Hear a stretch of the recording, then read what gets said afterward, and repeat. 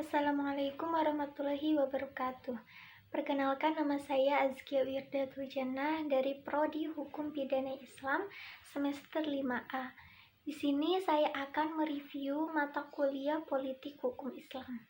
Yang pertama, saya akan menjelaskan mengenai perkembangan hukum Islam di masa Orde Lama. Ini terjadi pada tahun 1945 sampai 1965.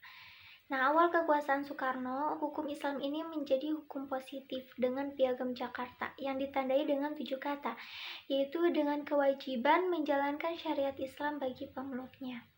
Nah, perjuangan legislasi hukum Islam ini mulai surut pada saat tim sukses golongan Islam tidak mampu mempertahankan 7 kata terakhir yang tadi, sehingga sangat sulit untuk mentransformasikan hukum Islam dalam bingkai konstitusi. Nah, itu pada masa Orde Lama. Selanjutnya, politik hukum Islam pada masa Orde Baru. Nah, terkait hukum Islam ya, Orde Baru ini berhasil mengupayakan lahirnya Undang-Undang Nomor 14 Tahun 1970 yang menempatkan pengadilan agama sebagai salah satu pengadilan negara. Nah, kemudian pada tahun 1974 lahir pula Undang-Undang Nomor 1 Tahun 1974 tentang perkawinan. Nah, dalam Undang-Undang Nomor 1 Tahun 1974, ketika sebelum diundangkan dan masih dalam bentuk RUUP, ini mendapat reaksi keras dari umat Islam karena RUUP ini menurut Abdul Aziz Toba ini bersinggungan dengan masalah akidah yang juga dilatar belakangi oleh situasi perkembangan politik ketika saat itu ya. Nah, selanjutnya awal kekuasaan Soeharto ya sampai awal tahun 1970-an, perkembangan hukum Islam ini mengalami surut. Nah, hal ini itu disebabkan karena strategi politik Soeharto masih mengikuti politik kolonial Belanda yang berakibat hubungan politik pemerintah dengan politik Islam ini menjadi tidak harmonis. Nah, yang selanjutnya ada politik hukum Islam di era reformasi. Nah, perkembangan hukum Islam pada era reformasi ini mengalami kemajuan. Wilayah cakupannya menjadi sangat luas. Jadi tidak hanya dalam masalah hukum perdata, tetapi masuk dalam ranah hukum publik juga. Nah, hal ini itu dipengaruhi oleh munculnya undang-undang tentang otonomi daerah. Nah, menurut ketentuan undang-undang ini, setiap daerah memiliki kewenangan untuk mengatur wilayahnya sendiri, termasuk dalam bidang hukum. Nah, perkembangan Islam pada era reformasi diikuti dengan perkembangan hukum Islam secara kultural. Nah, keadaan tersebut ya ditunjang oleh lahirnya beberapa undang-undang sebagai hukum positif Islam, yaitu ada Undang-Undang Nomor 7 Tahun 1989 tentang peradilan agama yang diubah dengan Undang-Undang Nomor 3 Tahun 2006, Nomor 50 Tahun 2009. Selanjutnya ada Undang-Undang Nomor 38 Tahun 99 tentang pengelolaan zakat, Undang-Undang Nomor 17 Tahun 99 tentang penyelenggaraan haji yang diubah dengan Undang-Undang Nomor 13 Tahun 2008, dan juga Undang-Undang Nomor 21 Tahun 2008 tentang perbankan syariah. Itu pada masa reformasi ya. Selanjutnya ada politik hukum Islam di pasca reformasi.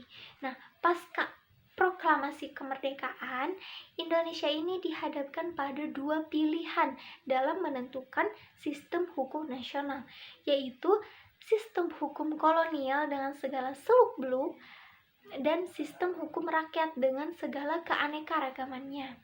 Nah, pada awalnya pemuka-pemuka nasional ini mencoba membangun hukum Indonesia dengan mencoba melepaskan diri dari ide-ide hukum kolonial.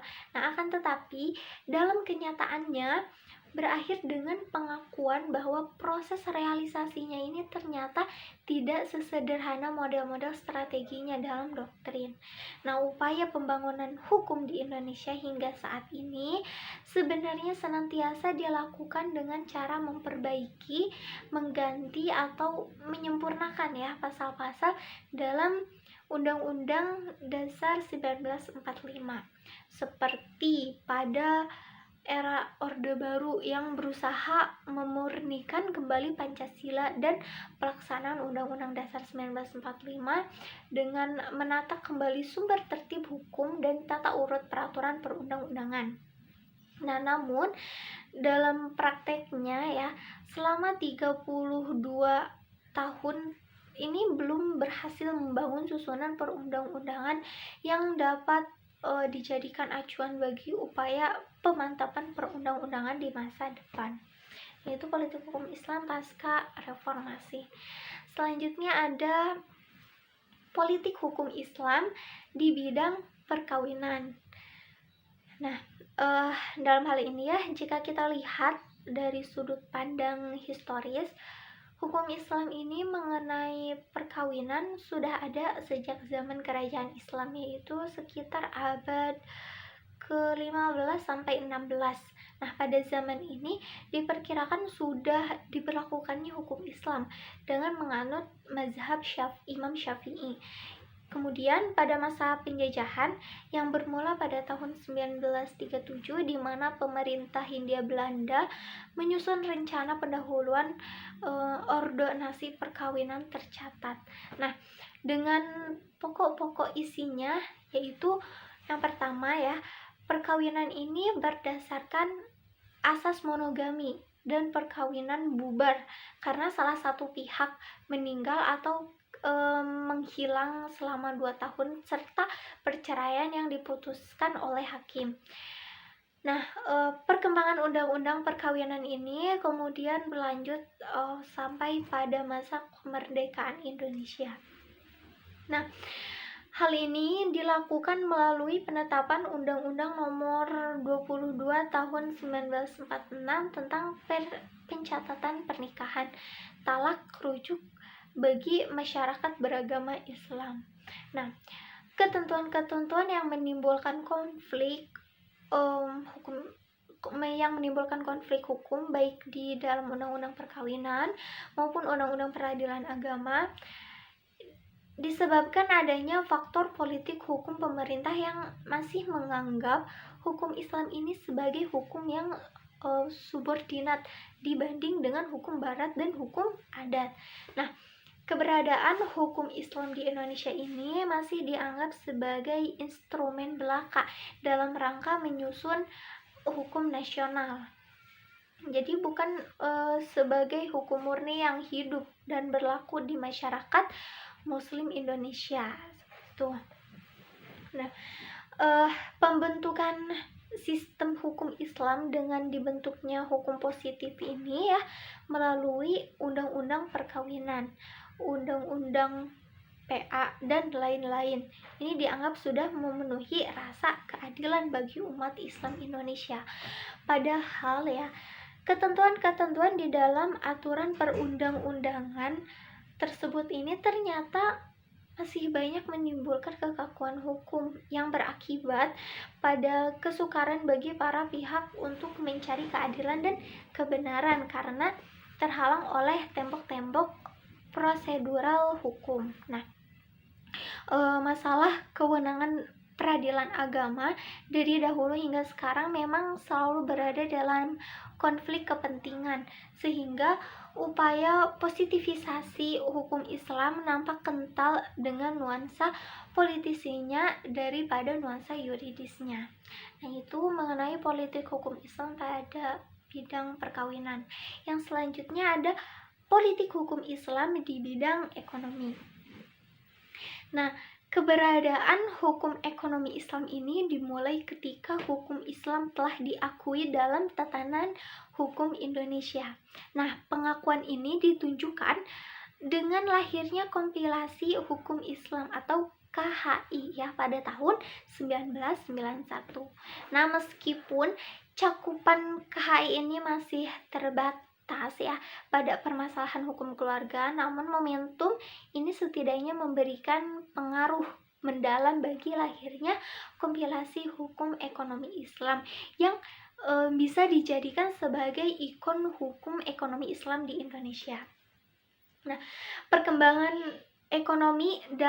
perkembangan ekonomi Islam dalam bentuk pendirian lembaga keuangan ini diminati banyak kalangan dan negara-negara di dunia ya. Nah, beberapa negara non-Islam bahkan turut serta mengadopsi model keuangan Islam seperti Amerika Serikat, lalu ada negara Inggris, Jerman, dan lain-lainnya yang masih banyak.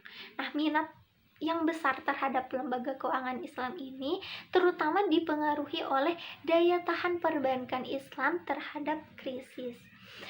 Nah, perkembangan ekonomi Islam yang begitu pesat menuntut kebutuhan terhadap instrumen hukum yang mendukung. Dari sinilah muncul istilah hukum ekonomi Islam. Nah, secara kelembagaan, sistem keuangan syariah yang diterapkan di Indonesia ini meliputi lembaga keuangan bank dan non-bank. Nah, kedua sistem lembaga ini sama-sama memainkan peran penting dalam percaturan ekonomi syariah di Indonesia.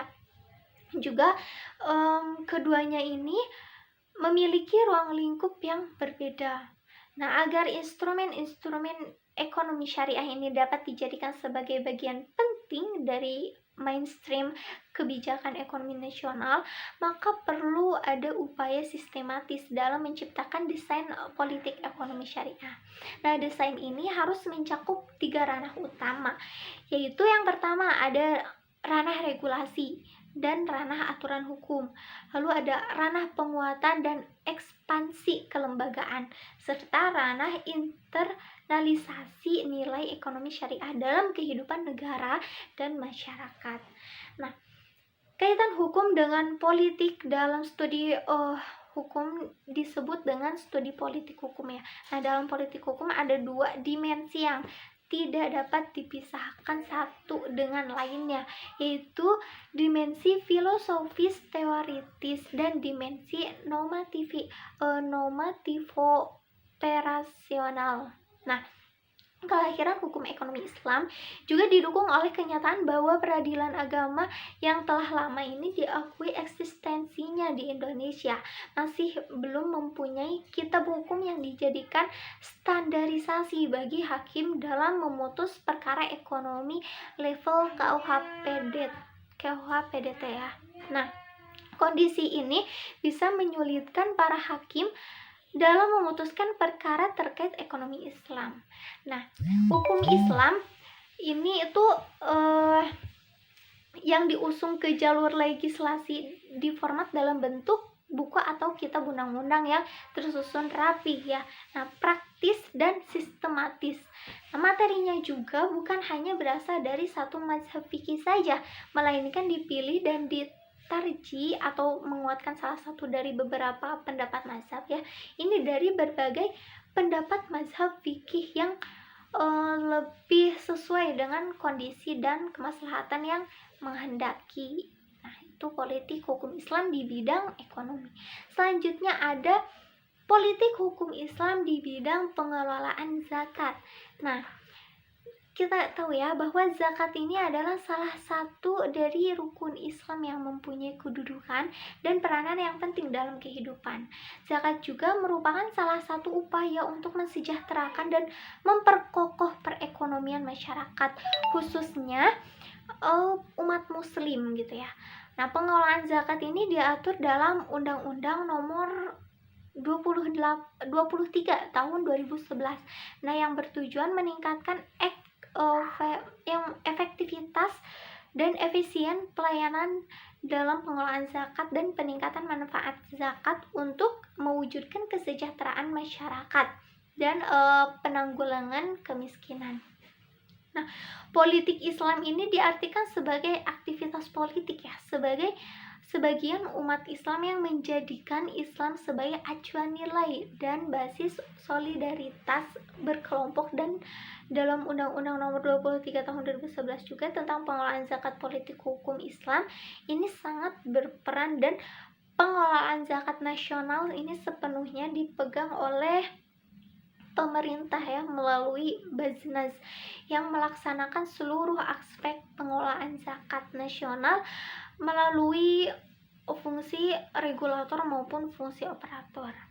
Nah, dalam hal pengelolaan zakat, umat Islam di Indonesia, negara ini berperan sebagai regulator pengelolaan dan pengawasan.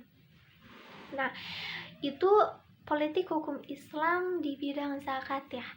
Nah, mungkin itu saja review materi politik hukum Islam yang bisa saya sampaikan dari awal sampai akhir.